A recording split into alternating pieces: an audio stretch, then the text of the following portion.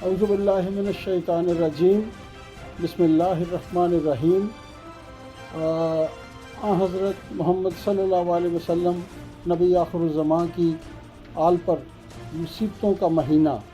جو کہ اتفاق سے اسلامی سال کا پہلا مہینہ بھی ہے،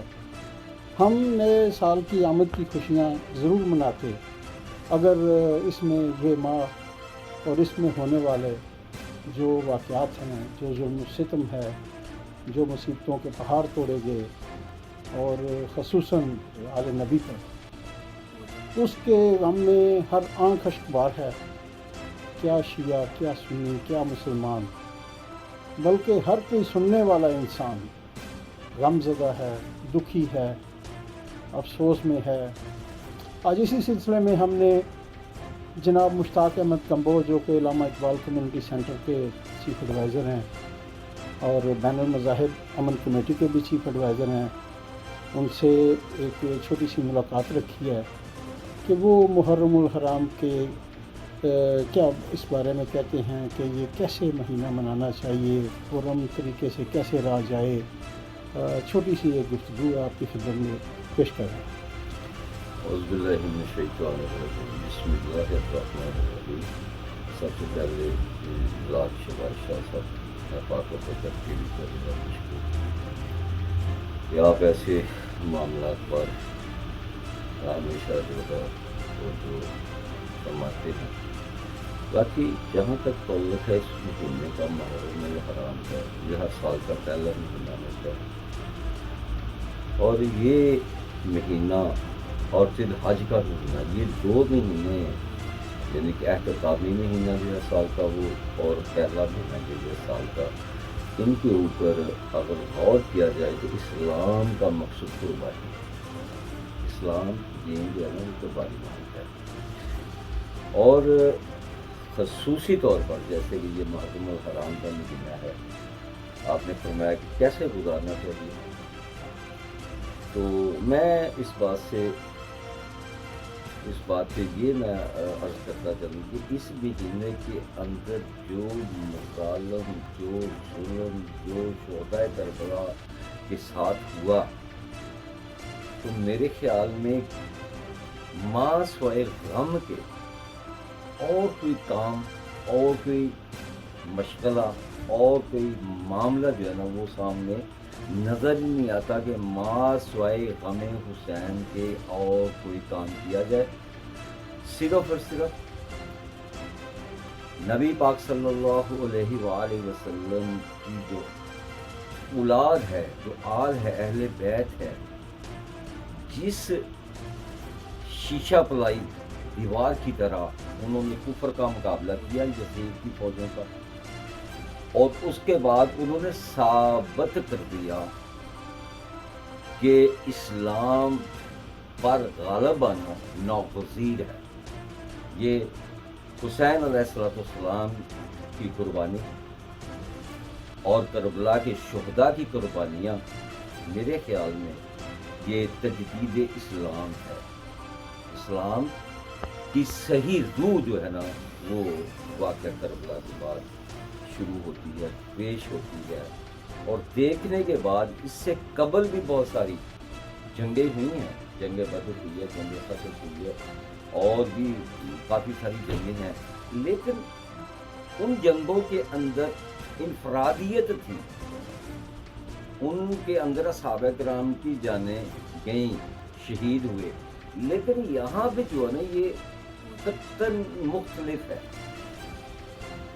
ان کے مقابلے کے اندر کفار تھا، مشرک تھے، تو وہ جنگیں ہوئی۔ ان کے مقابلے کے اوپر ان کو دھوکے سے بلایا گیا، اور پھر یہ کہا گیا کہ تم یزید کے ہاتھ پر بیعت کرو، جو کوئی قطعاً غلط تھا۔ یہ ہو اولاد رسول، ہو اہل بیت، ہو سردار الانبیاء کا نواسہ حسین، اور اسے یہ کہا جائے کہ تم میرے ہاتھ پہ بیعت کر لو، یہ عجیب سی بات تھی۔ تو حسین علیہ السلام نے بیعت لینے سے یا بیعت کرنے سے انکار کر دیا، اور اسلام کی ترجمانی کرتے ہوئے، دین کی، اپنے نانا کے دین کو بچاتے ہوئے، دین کی صحیح معنی سے ترجمانی کرتے ہوئے سابقہ ادوار کے اندر جو اہل ایمان لوگ تھے ان کو بھی بتا دیا، اور آئندہ آنے والے جو لوگ تھے ان کو بھی بتا دیا کہ ایمان کو، اسلام کو، دین کو کیسے زندہ رکھا جا سکتا ہے، اور اس دین کی افادیت کیا ہے اور یہ کیا مانگتا ہے۔ تو اس کے بعد میرے خیال میں کوئی ایسی بات رہ نہیں جاتی کہ اس کو کیسے منائے۔ اس کو منانے کا سب سے بہترین طریقہ یہ ہے کہ غم حسین کے اندر جتنا زیادہ سے زیادہ ہو سکے نوافل ادا کرو، ان کی طرز زندگی پر عمل کرنے کی کوشش کرو، ان کے اسباب جو ہے ان کے اوپر عمل کرنے کی زندگی کرو، کوشش کرو، جیسے ان لوگوں نے دین الاسلام کی خاطر اپنی زندگیاں اللہ کے راستے میں قربان کر دیں۔ ایسے جذبات لے کر دین الاسلام کی خدمت کی جائے اور دین الاسلام کا دنیا کے اندر پرچار کیا جائے، اور کفار کو، مشرک کو بتا دیا جائے، منافق کو، کہ اسلام زندہ ہوتا ہے ہر کربلا کے بعد۔ تو ہر کربلا سے مراد ہے کربلا ایک مرتبہ یہ جو ہے نا قربانی ہوئی، مگر یہ ایسی قربانی ہے کہ جو قربانی اس وقت سے اب تک اور اب سے قیامت تک یاد رکھی جائے گی۔ یہ غم حسین جو ہے نا یہ مٹنے والا نہیں ہے، نہ اس کو کوئی مٹا سکتا ہے۔ حسین زندہ ہے ہر کربلا کے بعد، حسین زندہ رہے گا ہر کربلا کے بعد۔ اور جو اہل بیت ہے، اہل بیت سے محبت ایمان کی نشانی ہے۔ جو شخص اہل بیت سے محبت نہیں کرتا یا اس کے دل کے اندر بغض ہے اہل بیت کا، تو اس کا مطلب یہ تصور کر لیں کہ وہ مسلمان تو ضرور ہوگا، داڑھی ہوگی اس کی، وہ نمازیں ہوں گی، حج ہوں گی، مگر وہ مسلمان نہیں ہوگا۔ مسلمان سے مراد یہ نہیں ہے کہ ایمان والا نہیں ہوگا۔ اللہ اور اللہ کے رسول کا اور اہل بیت کا پسندیدہ آدمی شخص نہیں ہو سکتا جب تک اللہ کے رسول اور اس کی اولاد آل کے ساتھ، اہل بیت کے ساتھ محبت نہ کی جائے۔ تو الحمدللہ میں چونکہ میں چیف کوآرڈینیٹر بھی ہوں بین المذاہب امن کمیٹی پاکستان کا، تو اس حوالے سے بات کروں گا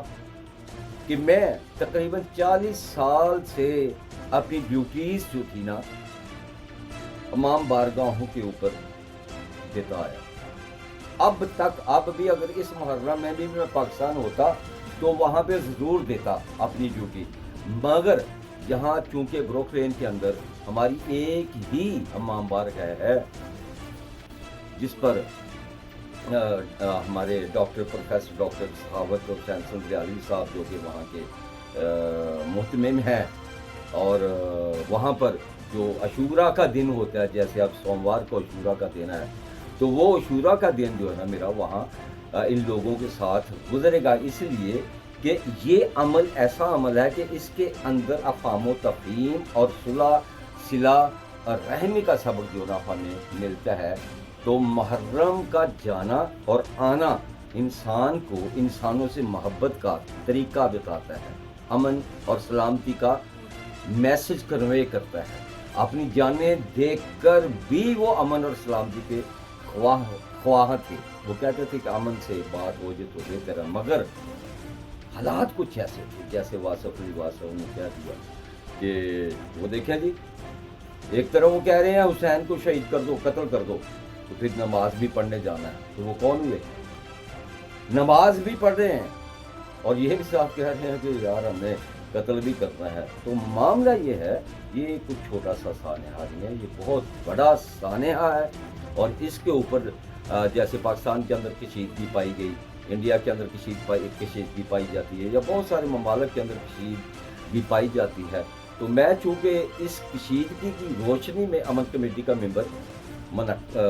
نامزد ہوا تھا، الحمدللہ میں پاکستان کا چیف کوآرڈینیٹر ہوں، اور میرے ساتھ جو میرے دوست احباب یعنی کہ پیر محمد ابراہیم سیالوی صاحب جو کہ 40 سال تک امن کمیٹی پاکستان کے پنجاب کے چیئرمین رہے، اسی طرح ان کے ساتھ مفتی محمد ضیاء مدنی صاحب ہیں، علامہ طاہر الحسن صاحب ہیں،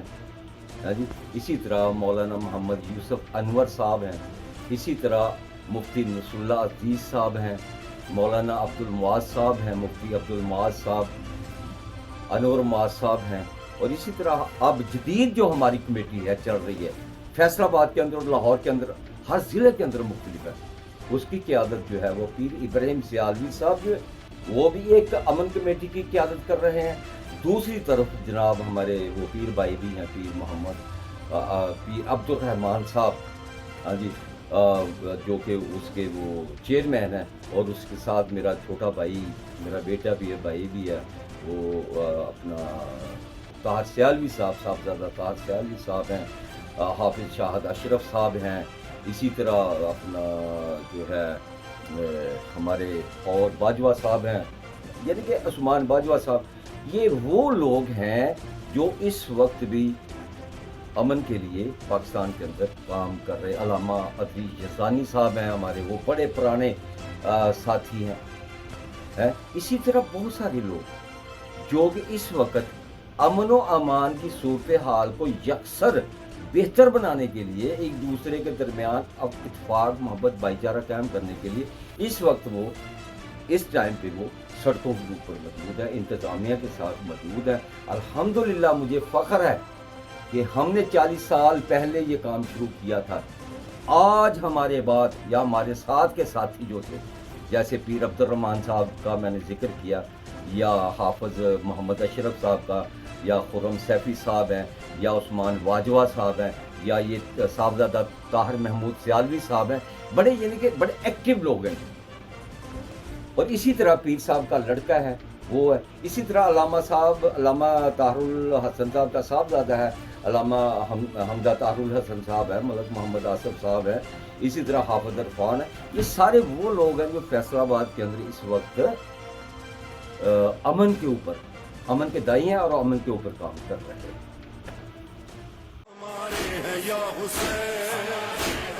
ماہ محرم میں لاہوری چلی کی خصوصی پیشکش. بسم اللہ الرحمن الرحیم.